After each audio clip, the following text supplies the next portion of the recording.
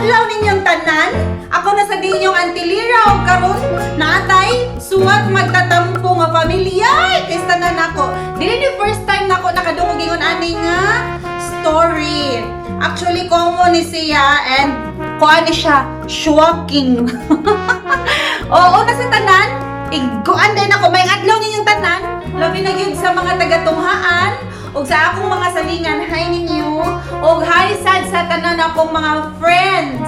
Nya si Pusyu Mang, si Laitab, si Joy ug si Agonitan. Hi ninyong tanan. Hi sad Ate Sarah Jane, Ate Sarah Jane Igot. O hi ninyong tanan. Hi sad sa akong Auntie Connie, Auntie Judith ug Auntie Nora. Hi ni RJ. O hi ninyong tanan. Ha sa akong manghod si Ellen nga nadira sa Cebu. Si Eric, hi sad ang mga bata. Karon magbasa na ko kay taas-taas ni suwata. Husto sa ampuan. Husto na sa ng mga shoutout kay taas-taas ni siyang suwata niya. Medyo importante niya. Meow ng kulukoy. Hello, Shelby. Kung iring kuan. Sige, basa na ta ha. Dear Auntie Lira, kumusta na diha sa Dubai? Okay ra ko. Nya, salamat. I hope okay ra mo diha, Auntie, and stay safe always. O, taon-taon na po ni suwata. March pa ni. Na ako i-share ni mo, Auntie, but as always ni mo buhaton sa imo mga suwat magtatampo, itago lang kus pangan nga Jovi. Oy. Kanigyod nga. So hi Jovi. Hi Jovi. Babae ni si Jovi ha, di nila aki. Upat mi ka igsuon puro babayi. Ikaduha ko. Suod ming managsuon kay tag 2 years ra amo agap. Sa una, na ako'y high school sweetheart nga itago na tuspangan nga Philip. Na siya high school. Kani si Jovi, nani siya high school sweetheart nga ang pangalan Philip. Nagkauyab mi. Second year high school ko sa dihang nagkauyab mi kay classmate mi. In love kaayo ko niya ug siya pud in love kaayo nako. Sa third to fourth year dili na may classmate pero magdungan jud mi kada recess, lunch break ug pamuhi sa klase. Nadala na sad nako siya sa balay kay kadugayan gisultihan nako ako ang parents nga na ako'y uyab. At first, syempre, wa ka uyon kay bata pa ko pero kadugayan niya okay ra basta mutuman lang ko sa ilang mga gidili. O maayong. First year college namin nagkabuwag kay siya ang nausab. Ni apil-apil og banda og unsa-unsa pa na diha maunang ana na busy siya ug tungod siguro sa amo kadugay na uyab since high school din mga bata pa pud mi mao na pulan siya. Si Philip ang nakigbuwag nako. Dako kaayo tog impact nako kay grabe ako ang depression. Tungod sa kaguol, nakaundang ko usa ka semester pero tungod sa suporta sa akong mga ginikanan ug mga igsuon, kaluoy sa Ginoo, nakagraduate jud ko sa ako a kurso karon ug usa na ko ka pharmacist. Maayo di ay oy, may kaoy. I-fast forward na ko, Auntie. Nakakita og post sa FB sa ako ang manghod, sa amo ang kinamanghuran. So mga tuha sa beginning iyang gingan upat sila ka managsuon ikaduha siya. So ang kinamanghuran, nakita siya nag-post og picture sa FB nga kuyog sila ni Philip. And ako ang manghod graduate na sad og naa nay trabaho. Nangutan ako sa ako ang mga dagko na sila. So gi-fast forward gyud niya pag-ayo. Nangutan ako sa ako ang manghod ngano gakuyog sila anang Philip ug giunsa nila pag-reconnect. Turns out, common friend nila si Philip sa iya suod na amigo na IT sa ila opisina. Mao na one time nang laag sila ni Apa si Philip. Didto na sila gasigi og abot og sugod. Ako asya giwarningan nga ayaw ana pakigsuod kay basin manguyab niya. Unya pulanon baya nagbabayi nga klase sa pagkalalaki si Philip. Gitando-tando ra ko hantod to make it short na nadiskubrihan na lang nako na uyab na di ay sila ni Philip. Ni bamon og balik ako ang kasuko. Gaaway may pag-ayo sa ako ang manghod. Giingnan sa ako ang ginikanan ng ako ang manghod nga as a sign of respect nako dili ipadala usa si Philip sa amo ang balay sa pagkakaron. nisabot ra pud ang ako ang manghod. Nakiguli akong manghod nako ug ni-explain siya nako nga seryoso si Philip niya ug willing unta makigstorya si Philip nako kay mangayo og pasaylo sa nahitabo namo sa una. Dili ko gusto makakita sa iyang nawong kay musurok ako adugo makahinumdum sa damage sa iya nabuhat nako emotionally ug mentally sa una.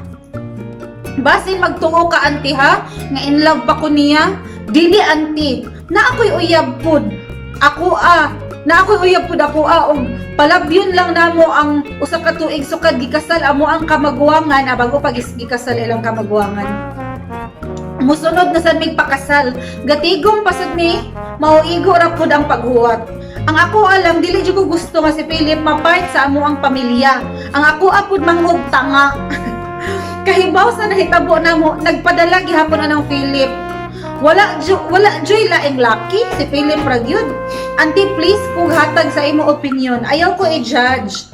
Ang akong goal karon is gusto ko magbuwag sila. Thank you, auntie.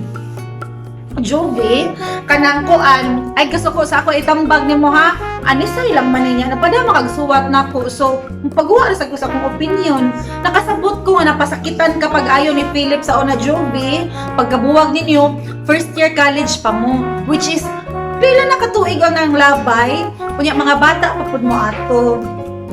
Ang kasabot ko nasakitan jud kanya. Mura kag naay traumatic experience ani nga lalaki ha ba kay kanang nakaundang kag usa ka semester, na siya mental grabe kay nga mental stress ug emotional stress nga nahatag nimo sa una.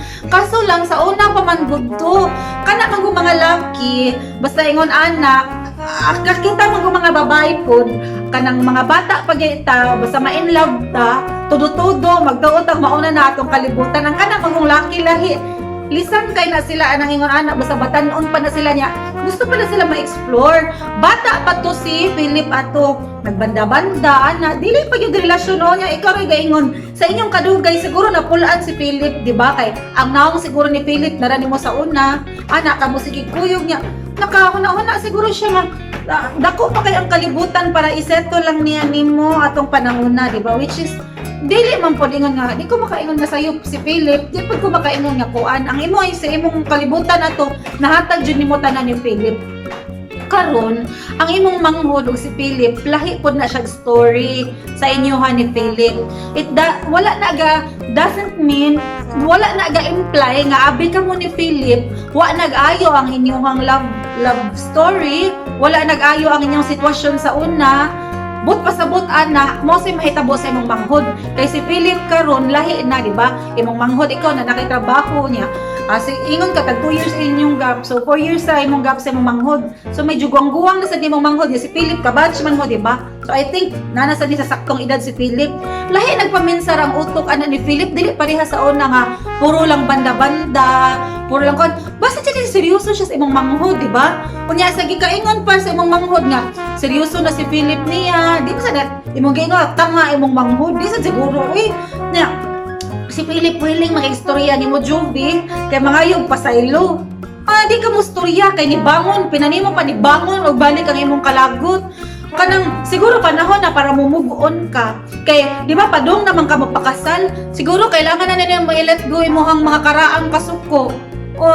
Di ba wala dili siguro ka in love kay ni Philip. Wala pa lang gyud na nimo siya napasaylo. Kailangan na nimo pa siya pasayloon kay dapat kung magminyo na ka, musulod na ka anang kaminyoon di ba magminyo na mo sa imong uyab.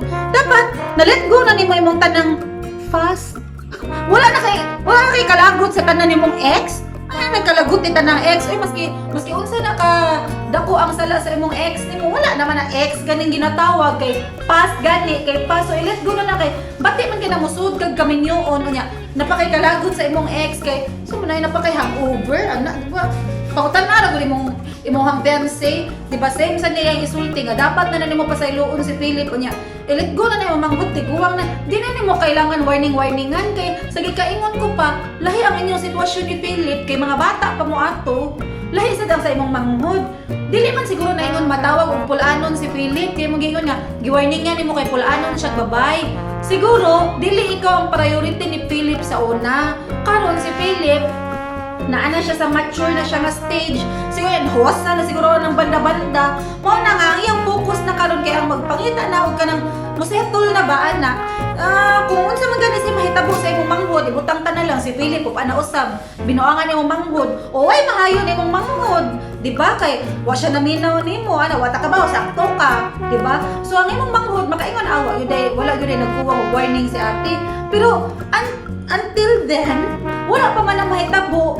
Og di sa nato kuan si Philip kay ana, goodness, sakto ba siya baya sa nang gibuhat sa imong ginikanan nga di sa paanhaon, but ayaw sa dingon ana imong manghod uy nga, abi nga wala mo naglakot ka ni Philip kay idamay nimo nga in love da imong manghod, di ba? Kung ako sa manghod nimo, bahala ka ti uy. But pasabot, di man but pasabot ana lagi mo supa kay imong manghod nimo nga dili na kanya love. Basta niya gipakitaan sa tiyaga ni Philip mong ingon ana na. So ikaw sad sa imong part, pati pud baya ng daga gusto matiguang ka nagyapon kay kalakot ni Philip. Siguro dapat na dili man na nato mapugos ani ni di na nato mapagus butang ta wala pag yun di mo makasaylo si Philip. Sige butang ta. Pero ayaw lang sa kuan na imong manghod, ayaw buti nga imong pabuwagan nga mao gyud na imong goal.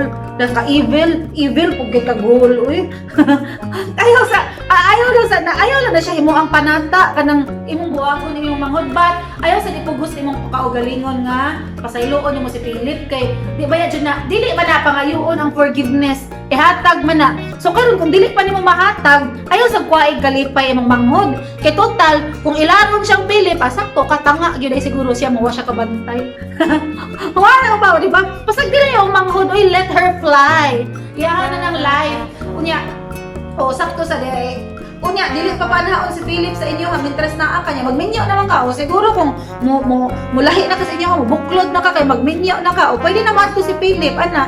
Ayaw na sana, dili na sakto imong goal, nga imong buwagon, imong manghod si Philip. So, hinakot ko nga ka na imong kasing-kasing, ma-open na nimo ni Philip, o mapasaylo na nimo siya, kay dugay na kay itong panahon na. Uy, total, ni-graduate na ka, na-pharmacist na ka, nahuman na nimo imong eskwela. Wala mo po siguro ka mabuang, kay naingon ka na siya mental stress o emotional stress nga gihatag nimo niya o naka-survive man ka ni succeed man kasi mong kurso. So okay na ita ng tao makabuhat mong gimo sayo.